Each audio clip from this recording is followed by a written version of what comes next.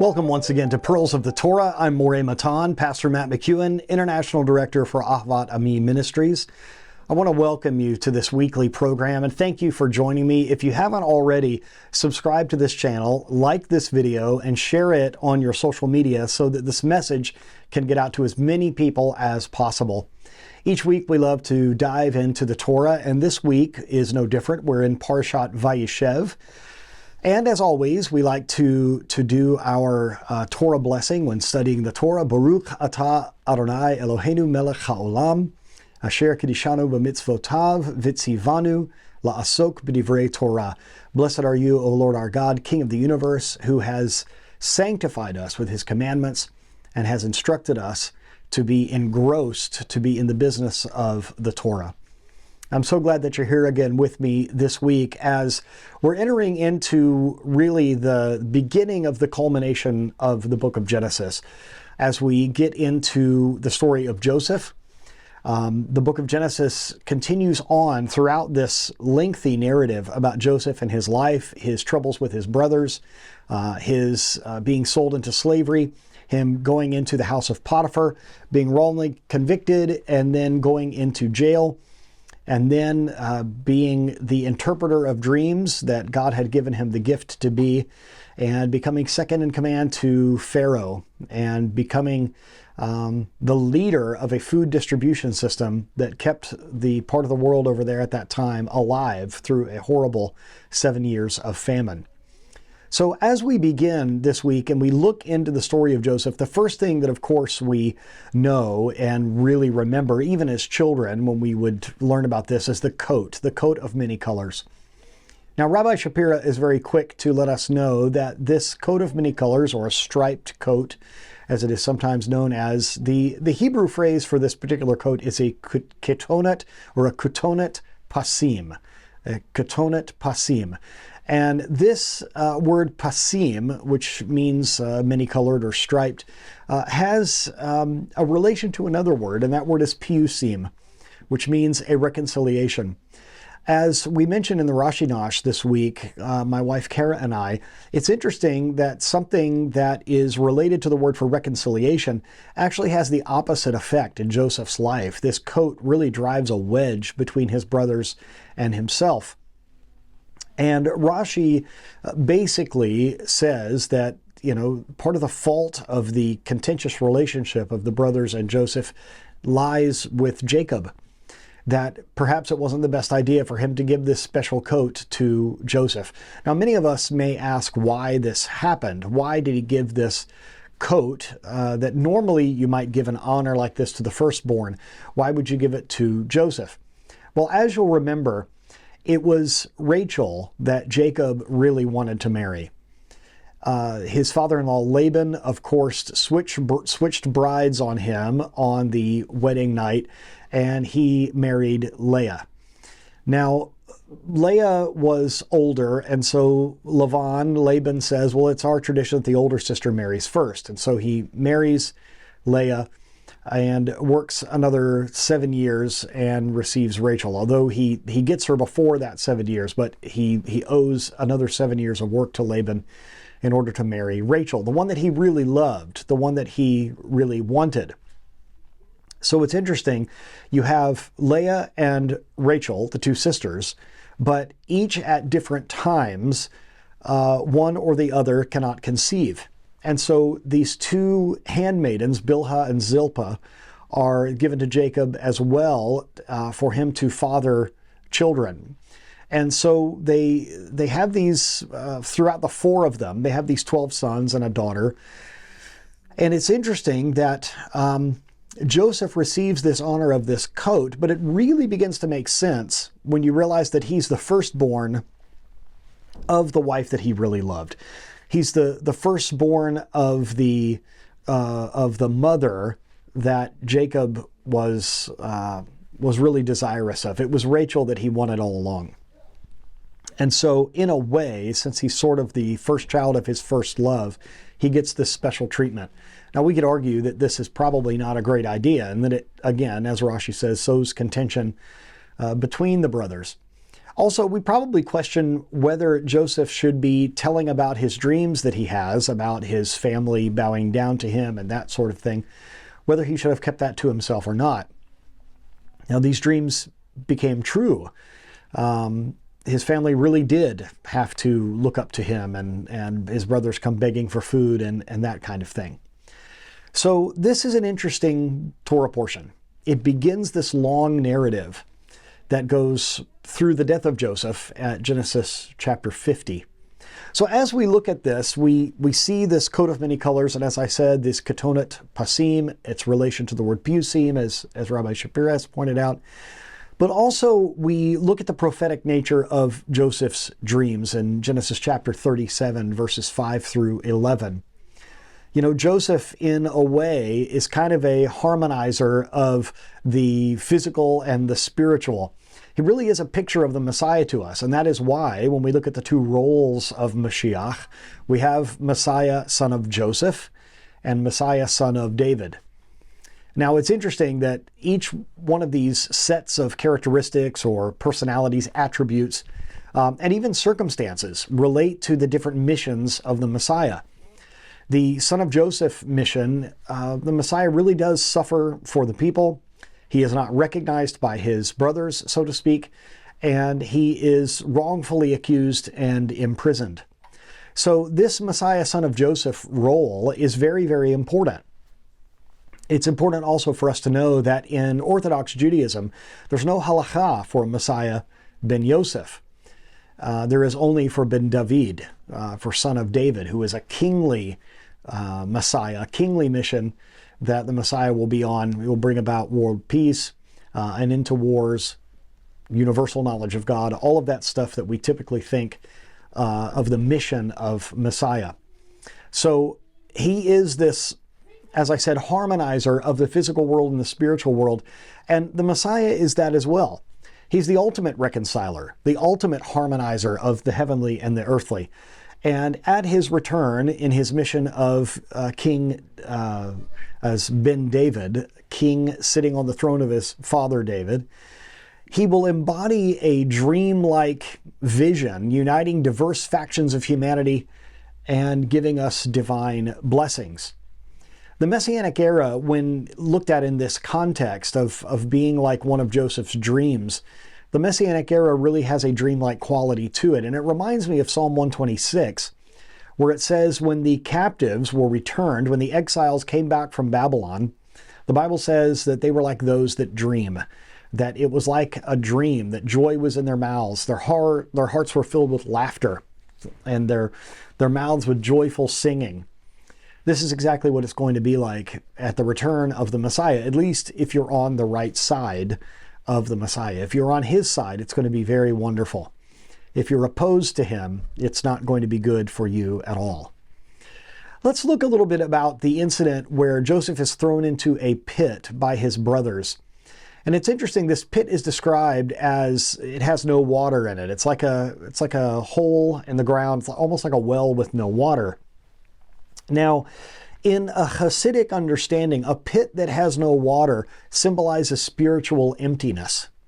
Because after all, when you dig down, you should find water. So when you have a pit with no water, it has a symbolic feature of spiritual emptiness. And Joseph's descent into such a pit indicates the righteous capability to illuminate even the darkest spiritual places. That's what we're supposed to do. It's what we're supposed to be. We as people that are trying to live righteous lives in Messiah are supposed to bring light to those deep spiritual recesses and crevices in the world, these dark pits. We need to be bringing light there. And also, we need to be redeeming the sparks of these different places. Every place, everything in the world, according to a Hasidic understanding, has what's known as a klippah, a shell. And a klippah is neither good nor bad. It's a shell that is encasing something. Now, if you redeem the spark of holiness in something, then by using it for a holy purpose, for instance, then you redeem that thing, and that thing is now holy.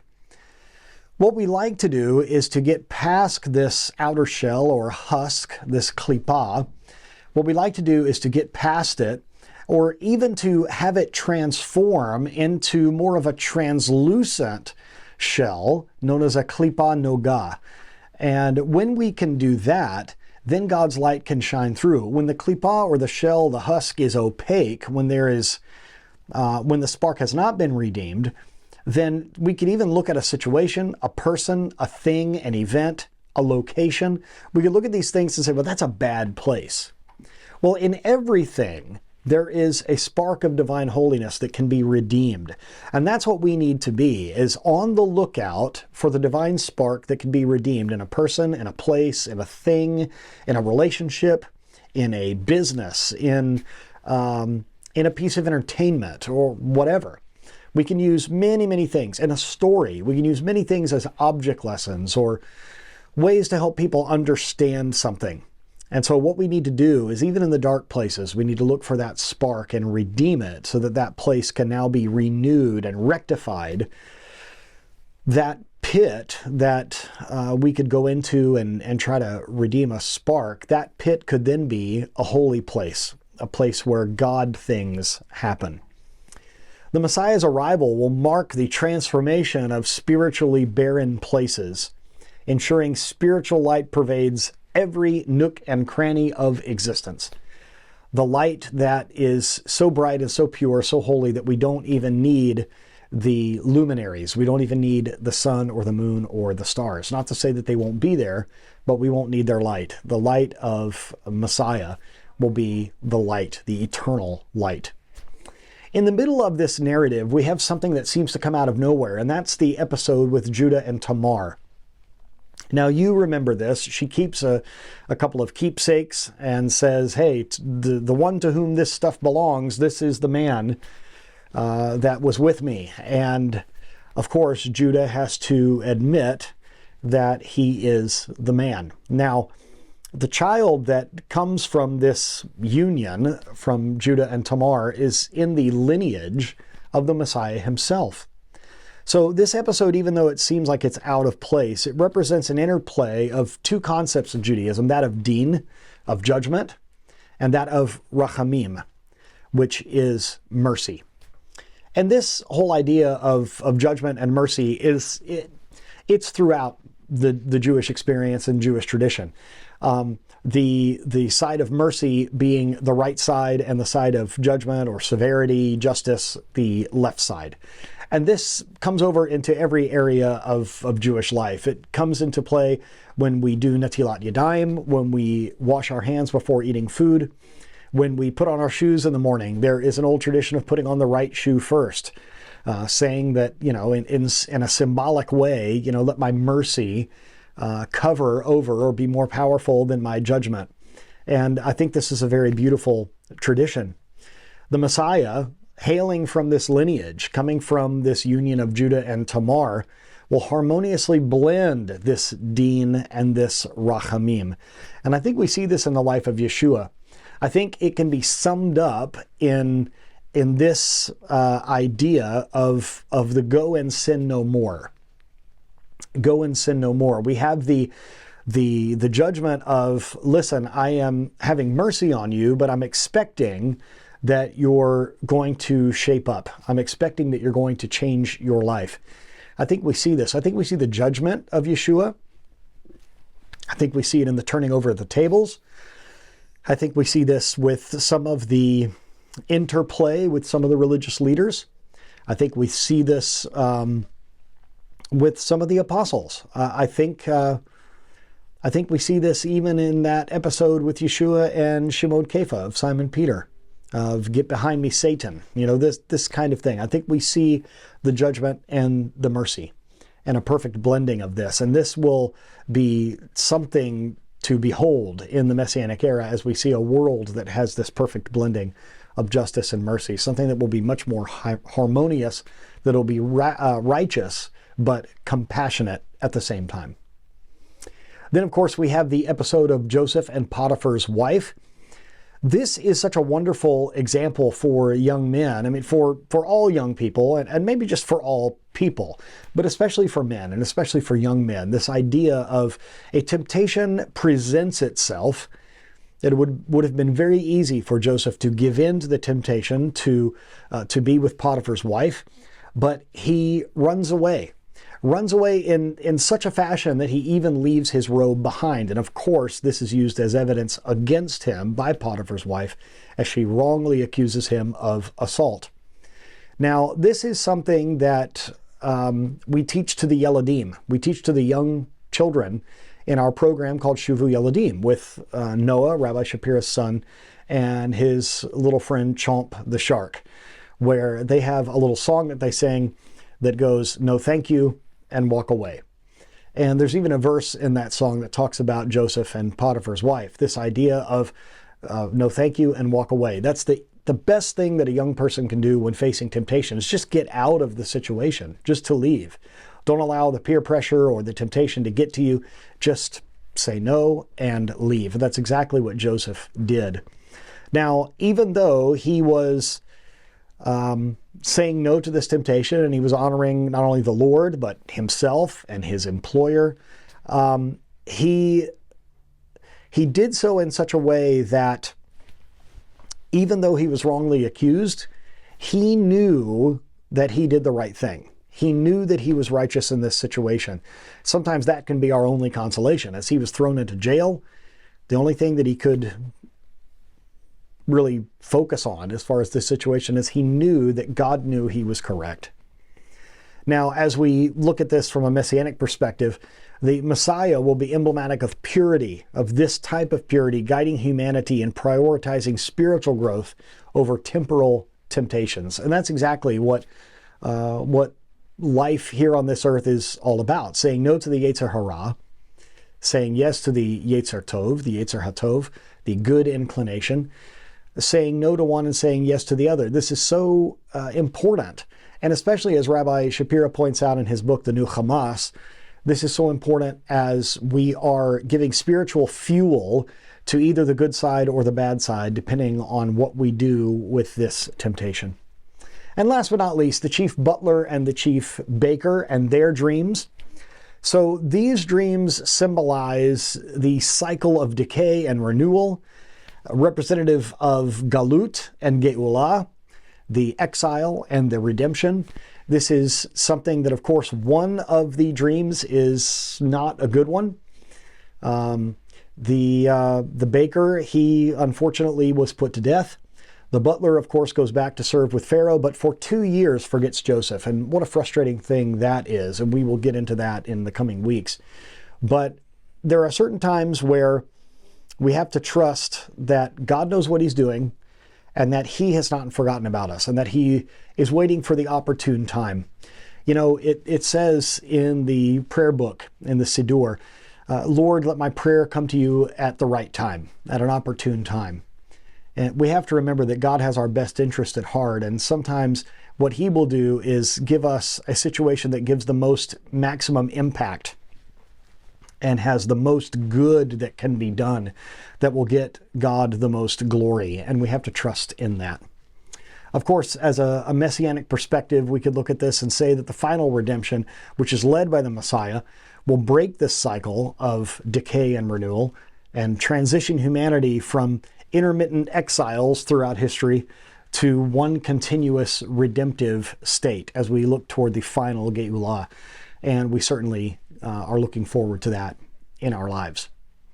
I want to thank you for joining with me, and I'm praying that at least one of these points really ministers to you in a situation that you may be dealing with right now in your life.